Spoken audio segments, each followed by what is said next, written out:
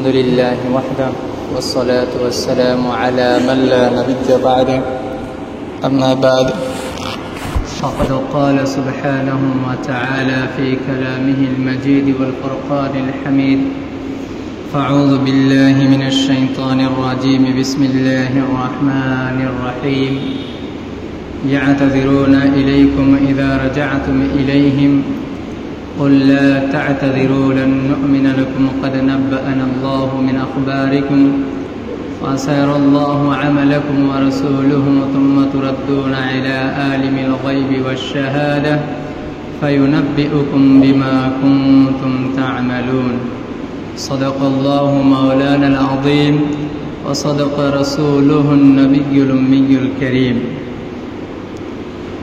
محترم دوستو बुजुर्गों মহান আল্লাহ সুবহানাহু ওয়া তাআলার লাখ লাখ প্রশংসা যে আল্লাহ পাক সুবহানাহু ওয়া তাআলা একটি সুন্দর দিনেতে ইয়াউমুল জুমাআতে জুমার নামাজের জন্য আমাদেরকে আল্লাহর পবিত্র স্থান মসজিদে আসার জন্য তৌফিক দিলেন। সেই মহান মনিবের প্রতি সকলে একবার আমরা মুহাব্বতের সহিত আল্লাহর প্রশংসা আদায় করেন। সকলে বলেন আলহামদুলিল্লাহ। আহতরম দোস্ত বুজুর্গ, যে জনাবে নবী করিম সাল্লাল্লাহু আলাইহি ওয়াসাল্লাম আমাদের জন্য অনেক কষ্ট করেছেন এবং অনেক কোরবানি দিয়েছেন, অনেক ত্যাগ করেছেন এবং আল্লাহর কাছে কান্নাকাটি করেছেন যেন এই উম্মত জান্নাতি হয়ে যায়, জান্নাতে জানেওয়ালা হয়ে যায়। সেই নবীর প্রতি আমরা যতই দরুদ পড়ি না কেন তবু কম, তাই একবার সকলে অন্তরস্থল থেকে নবীজি সাল্লাল্লাহু আলাইহি ওয়াসাল্লামের শানে মুবারকে আমরা একবার দরুদে পাকের নজরানা পড়ে সকলে বলেন সাল্লাল্লাহু আলাইহি ওয়াসাল্লাম। মহতরম দোস্ত বুজুর্গ, আমি 11 পারার প্রথম আয়াতটি আপনাদের সম্মুখে আমি তিলাওয়াত করেছি। যে আয়াতের ভেতরে আল্লাহ পাক সুবহানাহু ওয়া তাআলা যদিও সেটা আমাদের হালত বয়ান করা হইতেছে না, তবে সেই হালত আমাদের ভিতরে দেখা যে সেই হালত কি আমার ভিতরে আছে নাকি। আল্লাহ তাবারক ওয়া তাআলা এই জায়গায় মুসলমানেরও কথা বয়ান করতেছে, অর্থাৎ আমাদেরও কথা বয়ান করতেছে, আবার ওই ব্যক্তিদেরও কথাও বয়ান করতেছে যারা মুখে মুসলমান ছিল অন্তরে ঈমান ছিল না, তাদের কথাটাও এই জায়গাতে বয়ান করতেছে। এই আয়াতটি ওই সময় নাজিল হন যখন গজওয়ায়ে তাবুকের জন্য মুসলমানদের এবং সকল মানবজাতি যে নিজেকে নবী সাল্লাল্লাহু আলাইহি সাল্লামের অনুসারী হিসেবে দাবি করত, সকলকে আল্লাহ রাস্তায় যাওয়ার জন্য, যুদ্ধে যাওয়ার জন্য ইসলামের এটা প্রথম হিস্ট্রি ছিল যে সকল মানুষকেই যুদ্ধের জন্য যেতে হবে। তো মানুষ তখন 5 ভাগে ভাগ হয়ে যায়। এক দল ছিল সাহাবায়ে কেরাম, মুখলিস সাহাবা, যেনারা হুজুর আলাইহিস সালাতু ওয়াস সালামের আদেশ শোনার সঙ্গে সঙ্গে তিনারা জানমাল নিয়ে বের হয়ে যান। আরেকটি দল ছিলেন যেনারা মুখলিস সাহাবা, কিন্তু কিছু অলসতার জন্য, অল্প কসমকেশের জন্য তিনারা অল্প মোরাকাবায় আরম্ভ করে দিলেন, এখনই যাব না পরে যায় তিনাদের সাথ হবো, মানে এতটুকুই, অন্য কোনো দুর্বলতা ছিল না, বাস এতটুকুই, এখনই যাব না অল্প পরে গিয়ে তিনাদের সাথ ধরবো, এতটুকুতে তিনারা পিছনে রয়ে গেছিলেন। তিনারা ধীরে ধীরে পরে গিয়ে তিনাদের সাথ হয়েছেন। এই হলো 2 দল। তৃতীয় দল ছিল ওই দল যাহারা মুমিন মুসলমান মুখলিস সাহাবা ছিল, মুমিনে ছিল, মুখলিস সাহাবাও ছিল। তিনারা অলসতার জন্য আল্লাহর রাস্তায় একদমই যান নাই, এই আদেশকে পালন করে নাই। এমন ছিলেন 10 জন সাহাবা, এমন ছিল 10 জন সাহাবা। এই হলো 4 দল। পঞ্চম দল ছিল যে নাকি মুখে মুসলমান বলে আসলে সে মুসলমান না, অন্তরে তার ছিল নিফাক, সে মুনাফিক ছিল। এই ছিল সেই দল। তো মহতরম দোস্ত বুজুর্গ, এই 5 দলে যখন বন্টন হয়ে যায়, মানুষ এভাবে চলে যায়, মুনাফিকরা এই জায়গাতে মিথ্যা ওজর কি পেশ করবে, মিথ্যা আল্লাহর নবী সাল্লাল্লাহু আলাইহি ওয়াসাল্লাম যখন ঘুরে আসবে তিনার সম্মুখে মিথ্যা ওজর পেশ করবে। এই জন্য তিনারা মিথ্যা কথা বানানো আরম্ভ করে দিল।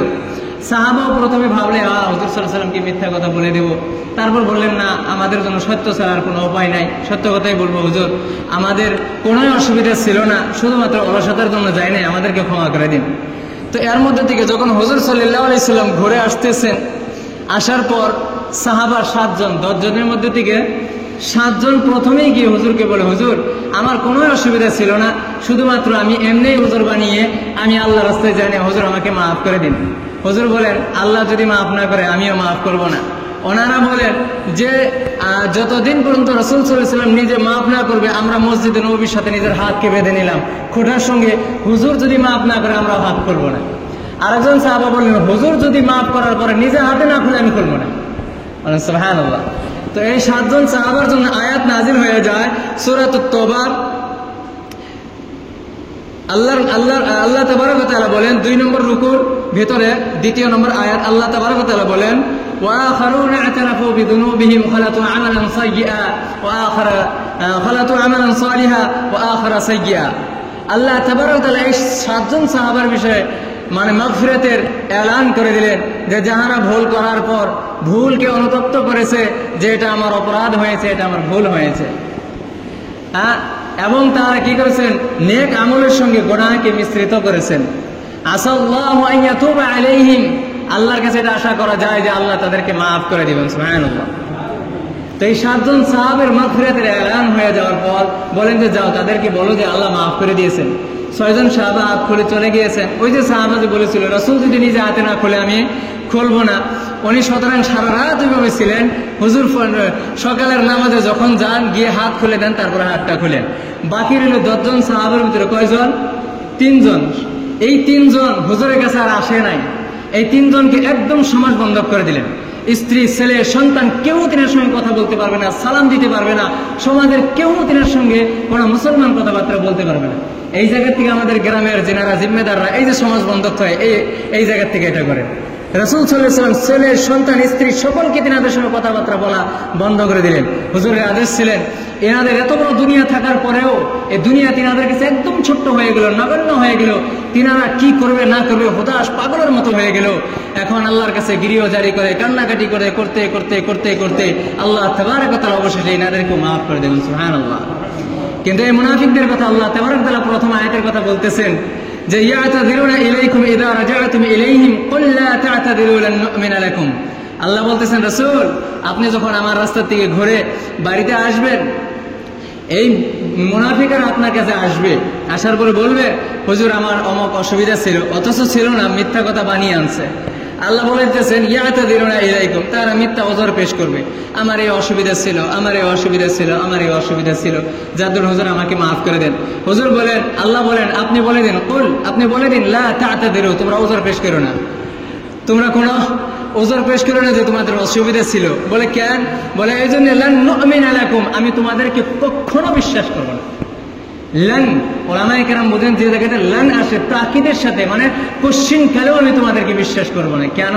কাদ নাব্বা'ানা আল্লাহ, এই জন্য যে আল্লাহ পাক সুবহানাহু ওয়া তাআলা তোমাদের বিষয়ে বিস্তারিত আমাকে সমস্ত আগেই বলে দিয়েছেন। সুবহানাল্লাহ।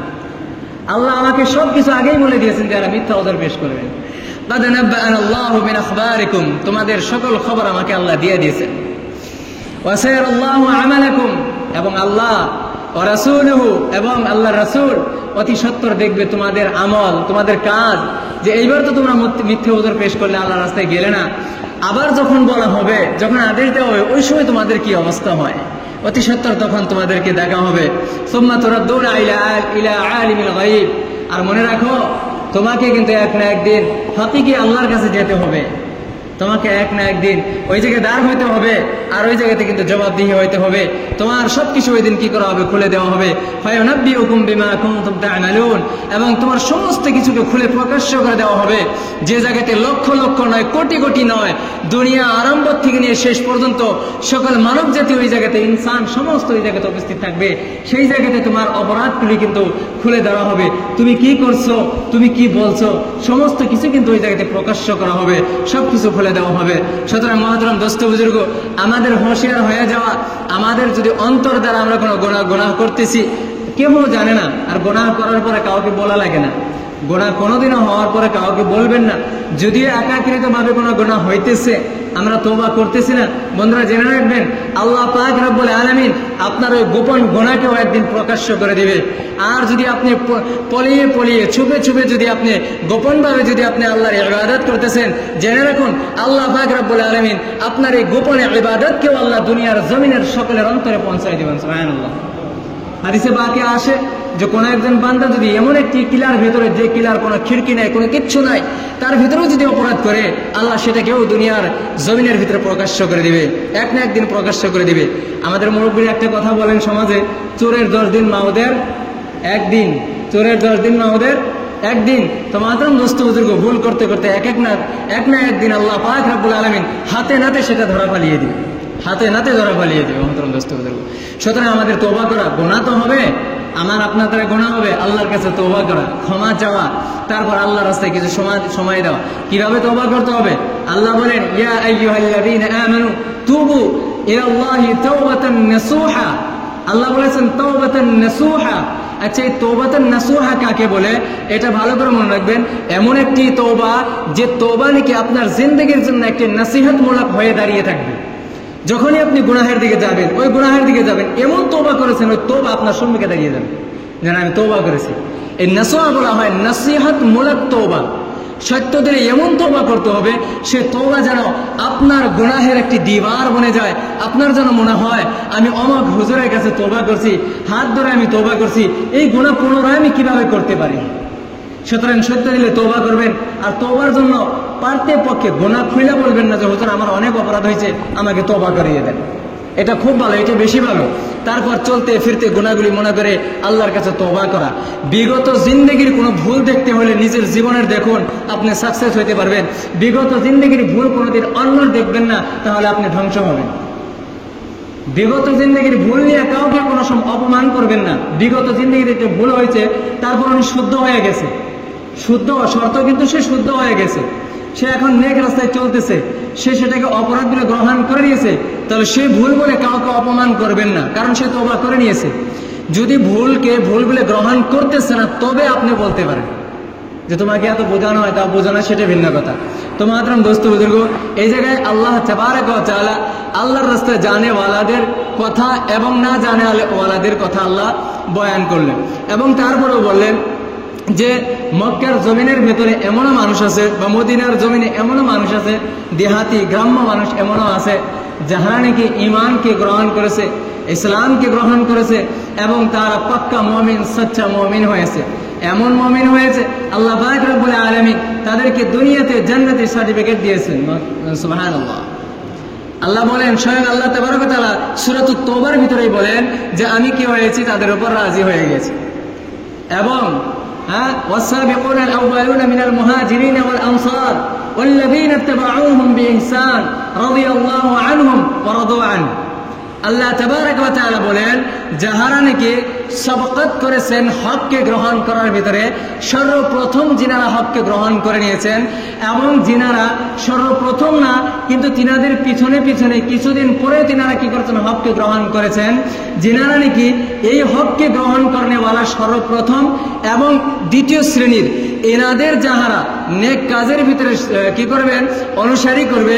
মহান আল্লাহ তাবারক ওয়া তাআলা বলেন, আমি ওই সাহাবাদের এবং ওই সাহাবাদের অনুসারী করেনেওয়ালা সকল আম মুসলমানের উপর রাদিয়াল্লাহু আন, আল্লাহ রাজি হয়ে গেছেন, এবং ওয়ারাদু আন, এনারা আল্লাহ তাবারক ওয়া তাআলা থেকে রাজি হয়ে গেছেন। সুবহানাল্লাহ।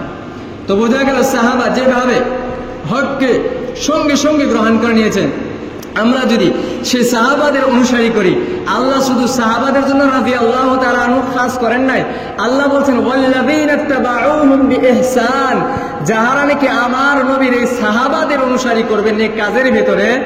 আল্লাহ কিন্তু ইহসান কয়েদ লাগিয়ে দিয়েছেন নেকির কাজের ভিতরে, যাহারা নাকি অনুসারী করবে আমি আল্লাহ তাদের উপর রাজি হয়ে গেছেন। সুবহানাল্লাহ।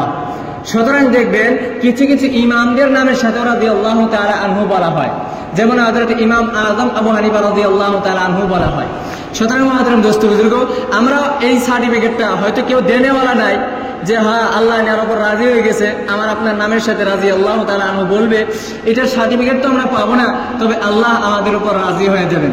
মহতরম দোস্ত বুজুর্গ, হযরতে সাহাবায়ে কেরাম রিদওয়ানুল্লাহি তাআলা আলাইহিম আজমাইন এই দিনের জন্য, এই দিনকে আমার আপনার কাছে পৌঁছানোর জন্য, যে দিন হযরতে রাসূলুল্লাহ সাল্লাল্লাহু আলাইহি ওয়াসাল্লাম হযরতে সাহাবায়ে কেরাম রিদওয়ানুল্লাহি তাআলা আলাইহিম আজমাইনদের নিকটে আমানত হিসাবে দিয়েছেন এবং তিনাদেরকে পরিপূর্ণ শিক্ষা দিয়েছেন।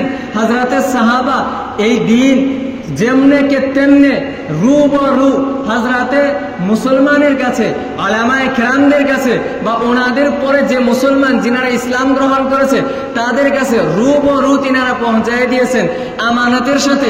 এমনভাবে পৌঁছায় দিয়েছেন মহতরম দোস্ত বুজুর্গ, কারগুজারি উঠায় দেখুন, আপনারা হায়াতুস সাহাবা পড়ে দেখুন, বাংলাতে যেটা ফাজাইল আমলের ভেতরে আছে সেই জায়গাতে দেখা যায় হুজুর সাল্লাল্লাহু আলাইহি সাল্লাম হাজ্জাতুল বিদার ভিতর যখন হুজুর আলাইহিস সালাতু ওয়াস সালাম ওনাকে লাগতেছে আমি আর দুনিয়াতে বেশি দিন থাকবো না, আমি আর দুনিয়াতে বেশি দিন থাকবো না, কারণ এই দিন মোকাম্মল হয়ে গিয়েছেন। আল ইয়াউমা আকমালতু লাকুম দীনাকুম ওয়া আতমামতু আলাইকুম নি'মাতি, এই আয়াতের দ্বারা ইশারা দিন মোকাম্মল হয়েছে। যখন দিন মোকাম্মল হয়েছে এখন আর নবীর দুনিয়াতে প্রয়োজন নাই, নবী সাল্লাল্লাহু আলাইহি সাল্লাম বুঝে গিয়েছেন। সুতরাং সাহাবাদের নিয়ে উনি আর কি করেছেন, সাহাবাদের নসিহত করতেছেন, ও সাহাবা বলো না আমি রাসূল কি তোমাদের কাছে এই দিনকে কামা হাক্কাহু যেভাবে আল্লাহ দিয়েছেন সেভাবে কি আমি তোমাদের কাছে পৌঁছায়েছি, আমি তোমাদের নিকট কি দিয়েছি? হযরতে সাহাবা বলেন হুজুর আপনি শুধু পৌঁছান নাই, আপনি কামা হাক্কাহু এর হককেও আদায় করে দিয়েছেন। সুবহানাল্লাহ। তখন হুজুর বলেন যদি এটাই সত্য আমি তোমাদের কাছে পরিপূর্ণ দিন পৌঁছাইছি তাহলে মনে রাখো এখন তোমরা যারা এই জায়গায় উপস্থিত আছো আর যিনারা এই জায়গায় অনুপস্থিত, যে মানুষগুলো এই জায়গাতে উপস্থিত নাই, সকলের ঘরে ঘরে সকলের কানে কানে আমার এই দিন তোমাদের পৌঁছানি দায়িত্ব। বলেন সুবহানাল্লাহ। হযরতে সাহাবা এই কথা শোনা মাত্র আর দেরি করেন নাই, যে সাহাবার ঘোড়া যেই দিকে রুখছিল ওনারা ঘোড়ায় বেজে ঘোড়ায় এই দিকে যাবে সহ্য করে নাই, না আমার রাসূলের কথার ভিতরে দেরি হবে, যেদিকে আছে ওই দিকে ধরেছে। সুবহানাল্লাহ। দুনিয়ার কোনায় কোনায় তিনারা পৌঁছে গেছেন। এক সাহাবা মদিনায় যখন ঘুরে যান 25 বছর পরে ঘুরে যান, ঘুরে যাওয়ার পর উনি বলেন এটাই আমার বাড়ি ছিল কিনা বোঝা তো আসতেছে না, ডেভেলপ হয়ে গেছে, 25 বছরে তো সাধারণত ডেভেলপ হয়ে যায়, যে বাড়ি চিনতেছে না, তবু ভয় খায়া দরজার ভিতরে আওয়াজ দিছে, সালাম দিছে, বড় যুবক 25 বছরের যুবক একটি বাড়ি হয়ে আসছে। ওনার যে ছেলে ছোট্ট সাইরা গেছিলেন চিনবে কি করে, 25 বছরের ছেলে বাড়ি হয়ে আসছে, বলে বাবা এই বাড়িটা কি অমুকের নাকি? বলে হ্যাঁ এই বাড়িটা অমুকেরই। বলে আচ্ছা বাড়ির ভিতরে যাওয়া যাবে? উনিও পরিচয় দেন নাই। বলে তোমার মা বাড়িতে আছে? বলে তুমি কারা? বলে আমি তোমার বাবা অমক। মানে সুবহানাল্লাহ, আমি তোমার বাবা অমক, ওনার মা জীবিত ছিল। কথা শোনার সঙ্গে সঙ্গে দৌড়িয়ে আসে দোস্ত বুজুর্গ। হযরতে সাহাবা এইভাবে কুরবানি দিয়েছেন এই দিনের জন্য। তিনারা নিজেদের বাড়িঘর সমস্ত কিছু ছেড়ে আসছেন মহতরম দোস্ত বুজুর্গ, স্ত্রীকে ছেড়ে আসছেন, নতুন নতুন বিবাহ করছেন, ছোট ছোট বাচ্চা তাদেরকে ছেড়ে আল্লাহ রাস্তায় বের হয়ে গিয়েছেন, কোরবানি দিয়েছেন মহতরম দোস্ত বুজুর্গ। তারপরে দিন আমার আপনার কাছে আসছে। তারপরে যখন ইযা জাআ নাসরুল্লাহি ওয়াল ফাত নাযিল হয় মহতরম দোস্ত বুজুর্গ, হযরত সাইয়্যিদনা আবু বকর রাদিয়াল্লাহু তাআলা আনহু উনি জারে মসজিদের কোণার ভিতরে কান্না আরম্ভ করছেন, কারণ এটাই ছিল একদম শেষ, এখন হযরত সাল্লাল্লাহু আলাইহি ওয়াসাল্লামের শেষ মুহূর্ত ছিল, যখন ইযা জাআ নাসরুল্লাহি ওয়াল ফাত ওয়া রাআইতান নাস ইয়াদখুলুনা ফি দীনিল্লাহি আফওয়াজা, যখন এই আয়াত নাযিল হয়েছে আবু বকর হুজুর সাল্লাল্লাহু আলাইহি সাল্লামের বেশি ক্লোজ ছিল, হুজুরের কথা ফৌরন বুঝা যাইতো যে আয়াত যখন নাযিল হয়েছে সমস্ত সাহাবা খুশি হয়ে গেছে, আর আমাদের মেহনত করা দরকার নাই, দিন মুকাম্মল হয়ে গেছে। আবু বকর রাদিয়াল্লাহু তাআলা আনহু মসজিদের কোণায় বসে কান্না আরম্ভ করছে যে আমার হুজুরের দুনিয়াতে থাকবেন না, রাসূলুল্লাহ সাল্লাল্লাহু আলাইহি সাল্লাম এই দুনিয়া থেকে চলে যাবেন। উনি ছোট বাচ্চার মতো কান্না আরম্ভ করে দিয়েছেন, বেল বিলানো আরম্ভ করে দিয়েছেন যে হুজুরের দুনিয়ার থেকে থাকার সময় শেষ। কারণ একজন মানুষ আরেকজন মানুষকে তখনই নসিহত করে যে ভাই তুমি তওবা করো, ইস্তিগফার করো, আল্লাহর তাসবিহ তাহলিল করো, যে এই মানুষটার শেষ বয়স মওতের সময়, সুতরাং তাকে তওবা করার জন্য তালকিন দেওয়া হয়, আল্লাহর তারিফ আল্লাহর তাসবিহ করার জন্য তালকিন দেওয়া হয়। হুজুরকে আল্লাহ তালকিন করতেছে, হুজুর আপনি কি করেন? তাসবিহ বয়ান করেন, আল্লাহর বুজুর্গি বয়ান করেন এবং তওবা করেন, অর্থাৎ হুজুর দুনিয়ার থেকে চলে যাবে। সাহাবা বলেন আবু বকর তুমি কেন কাটছো? এটা তো খুশির বিষয়। তিনি বলেন যে তোমরা জানো না হুজুর আমাদের থেকে ছেড়ে চলে যাবেন, এই সময় হয়ে গেছে। মহতরম দোস্ত বুজুর্গ, আমাদের রাসূল সাল্লাল্লাহু আলাইহি সাল্লাম এই দিনকে আমার আপনার পর্যন্ত পৌঁছানোর জন্য উনি খোদাকে খোদা মনে করেন নাই, কষ্টকে কষ্ট মনে করেন নাই। হ্যাঁ মহতরম দোস্ত বুজুর্গ, এই গরমেতে আমরা বেশি সময় মসজিদে থাকতে আমরা পছন্দ করি না, আমরা হতাশ হয়ে যাই। মক্কার জমিনের গরম হাজির সাহেব ইনারা গিয়েছিলেন, জিজ্ঞাসা করে দেখেন কিরকম গরম। যতক্ষণ পর্যন্ত এসিতে থাকে ততক্ষণ পর্যন্ত শান্ত, যখন উমরার জন্য বার হয়ে যাইতে হয় কি অবস্থাটা হয়, কিরকম গরম, মরুভূমির পাথরের গরম, বালুর গরম, তারপর পাহাড়ের গরম। মহতরম দোস্ত বুজুর্গ, আমাদের পাহাড়ে তো সাধারণত গাছ বৃক্ষ দেখেন, ওই জায়গাতে আরো আরাম পাওয়া যায়। আমাদের পাহাড়েতে ঝর্ণা পাওয়া যায়, ওই পাহাড়ের ভিতরে ঝর্ণা ছিল না, খালি মাত্র পাথর ছিল, গরম পাথর, পাথরের পাহাড়। মহতরম দোস্ত বুজুর্গ, হাজির সাহেবদের কাছে জিজ্ঞাসা করতে পারেন, রাসূলুল্লাহ সেই ঘর থেকে উম্মতের জন্য কাঁদতেন এবং গলি গলিতে ঘুরে মানুষকে বলতেন, ইয়া আইয়ুহান নাস কুলু লা ইলাহা ইল্লাল্লাহ ওয়া তুফলিহু, এ মানুষ তোমরা কি করে নাও, কালেমা কি পড়ে নাও, তোমরা কামিয়াব হয়ে যাও, জাহান্নাম থেকে বেঁচে যাও, জান্নাতে ওয়ালা হয়ে যাও। মহতরম দোস্ত বুজুর্গ, নবী সাল্লাল্লাহু আলাইহি ওয়াসাল্লাম দান মোবারক শহীদ করেন, শরীর থেকে রক্ত বাহিয়ে দিয়েছেন। মহতরম দোস্ত বুজুর্গ, আজকে সেই দিন আমাদের চোখের সম্মুখে, আমাদের বাড়িতে ধ্বংস হয়ে যাইতেছে, আমাদের সমাজে ধ্বংস হয়ে যাইতেছে। মসজিদ আমাদের অনেক সুন্দর হয়, অনেক বড় হয়, মসজিদ সাজানো এটা ইবাদত, মসজিদ বানানো ইবাদত, এই মসজিদকে ভরা ইবাদত। মহতরম দোস্ত বুজুর্গ, মসজিদ আপনি বড় করবেন, এই মসজিদকে পরিপূর্ণ ভরতেও হবে। মহতরম দোস্ত বুজুর্গ, আমাদের এই মসজিদকে আবাদ করতে হবে, মসজিদের মুসাল্লি আমাদের বাড়াইতে হবে। মহতরম দোস্ত বুজুর্গ, এটার জন্য আমাদের যখন কোরবানি লাগবে, দিনের রাস্তায় যখন আমাদের সাহাবাদের মতো কিছু আমাদের কোরবানি লাগবে, আমাদের জান যাবে, আমাদের কিছু মাল লাগবে, আমাদের জানের কিছু হিস্সা যাবে, জান তো আমাদের যাবে না, হ্যাঁ কি যাবে, আমাদের জীবনের কিছু সময় যাবে, আমাদের কিছু মালের ভিতরে ব্যয় হবে, আমাদের কিছু অল্প একটু মেহনত হবে। আমরা গলি গলিতে ভাইদেরকে আমরা দাওয়াত দিব, ভাই আসো না মসজিদওয়ালা আমরা বনে যাই, ভাই আসো না সাহাবাদের নকশা কদমে আমরা চলি, চলো না কিছু আমরা ইলমে দ্বীনকে শিখি। এইভাবে যখন গলি গলিতে আমরাও মেহনত করবো। মহতরম দোস্ত বুজুর্গ, আল্লাহ বলেন, আমি এই সাহাবাদের অনুসারী কর্ণওয়ালাদেরকে তোমাদের বানিয়ে আমি তোমাদের উপর রাজি হয়ে যাবো। সুবহানাল্লাহ, আল্লাহ তাবারক ওয়া তাআলা আমার আপনার উপর রাজি হয়ে যাবেন। সুতরাং মহতরম দোস্ত বুজুর্গ, আমরা তো কমজোর মুমিন, আমরা যে আবাদেন জিন্দেগির জন্য আমরা বাইর হয়ে যাব, আমরা যে এক এক বছরের জন্য বাইর হয়ে যাব, এটা আমাদের জন্য সম্ভব নয়। আমাদের আকাবিরিন দ্বীন উলামায়ে কেরাম আমাদের জন্য সুন্দর সরল একটি রাস্তা আমাদের বের করেছেন। বা যাদের বয়স হয়ে গিয়েছেন, তেনারা মাদ্রাসায় যেতে পারবেন না, মক্তবে যেতে পারবেন না, তাদের জন্য একটি মাদ্রাসার প্রয়োজন আছে। আকাবিরিনরা ভাবলেন এদের জন্য কি ব্যবস্থা করা যায়, এনারাও কি সেই এলেমকে শিখুক। তখন তিনারা কি করলেন, আকাবিরিনে দেওবন্দ একটি রাস্তা অবলম্বন করলেন যে এদের জন্য একটা কোচ করা মাদ্রাসা, অর্থাৎ সফর করা মাদ্রাসা, চলতি ফিরতি একটি মাদ্রাসা বের করা হোক, যে রাস্তার ভিতরে, যে মাদ্রাসার ভিতরে ছাত্র আসবে না, শিক্ষকেরা যাবে। বলেন সুবহানাল্লাহ। যে রাস্তার ভিতরে ছাত্র আসবে না, ছাত্রকে ডাইকা আনবে, শিক্ষকেরা গলি গলি গিয়ে কি করবেন, শিখাবেন, সেই রাস্তাটি হলেন তাবলীগি জামাত। মহতরম দোস্ত বুজুর্গ, আমার আপনাকে সকলকে তাবলীগি জামাতের ভিতরে লেগে আমরা জীবনের কিছু বেসিক যেটা ইসলামিক নলেজ, সেই নলেজকে আমরা হাসিল করি। নামাজের যেগুলো নলেজ সেটাকে হাসিল করে নামাজকে ঠিক করি, আমাদের ইমানকে ঠিক করি, আমাদের ইসলামকে ঠিক করি, মুআশারাতকে আমরা ঠিক করি, আমাদের বাড়ি, আমাদের সমাজকে আমরা ঠিক করি। এই জন্য আমাদের আকাবিরিনে দিন 3 দিন 10 দিন চিল্লা 4 মাসের আমাদের যেটা একটা তারতিব বানিয়েছেন। মহতরম দোস্ত বুজুর্গ, এটার জন্য আমরা সকলেই ইরাদা করি ইনশাআল্লাহ জীবনে কমসে কম একবার হলেও 4 মাস লাগাবো ইনশাআল্লাহ। সবাই ইনশাআল্লাহ ইরাদা করেন, নকদ না যখন সুবিধা হয় ইনশাআল্লাহ আমরা সকলেই যাবো একবার ইনশাআল্লাহ। এই জন্য না, আপনি যেটা শিখছেন সেটা শিখাবেন, যেটা শিখবার বাকি আছে সেটা শিখবেন, এই নিয়তে সকলেই একবার ইনশাআল্লাহ 4 মাস লাগাবেন ইনশাআল্লাহ। মহতরম দোস্ত বুজুর্গ, আরেকটা নিয়ত করে নেন ইনশাআল্লাহ, আমরা একটা নিজের তরতিব নিজে বানাই যে বছরে আমার অমুক মাসটাতে আমার বিজনেস কম থাকে, ইনশাআল্লাহ আমি অমুক মাসে আমি চিল্লার জন্য যাবো ইনশাআল্লাহ। এটা একটা তরতিব বানিয়ে নেবেন ইনশাআল্লাহ। তারপরে মহতরম দোস্ত বুজুর্গ, আজকে বিকেলে এই জায়গার থেকে উলামায়ে কেরাম এবং আওয়াম কয়েকজন সাথী, আরো গরাইমার থেকেও একজন হাফিজ সাহেব আর একজন মৌলানা সাহেব আছে, আর আম সাথী কয়েকজন যুবক আছে। 3 দিনের নেশা বাইর হইতেছে ইনশাআল্লাহ। ভাই আলিম ওলামার সাথে গেলে কি আপনি যে দোয়া শিখতে পারবেন, লেখা নিবেন। তারপরে যদি পারেন, আমি তো বলি নুরানি কায়দার সাথে নিয়ে যান, আমি তো বলি ওলামার সঙ্গে যদি জামাতে যান, নুরানি কায়দার সাথে নিয়ে যান, যেন কোরআন পড়া শিখতে পারেন।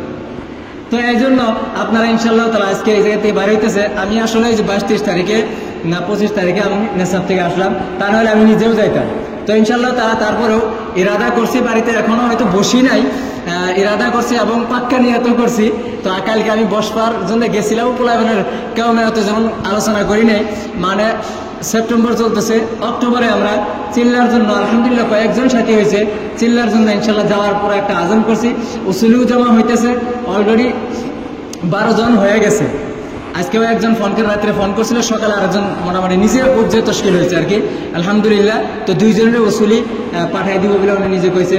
তারপরে ধরুন আপনার হরিচর আমরা ওই দিন গেছিলাম, ওই জায়গায় তো 12-14 জন তশকিল হয়েছে। যদি হয় আলিম ওলামা যদি বেশি হয় তাহলে 2 জামাত করা যাব, হ্যাঁ না। আমরা এই জামাতের ভিতরে 2 জন আলিম আছি, আমি আছি মতিন হুজুরের বেটা শাকতুলার, উনি আছে।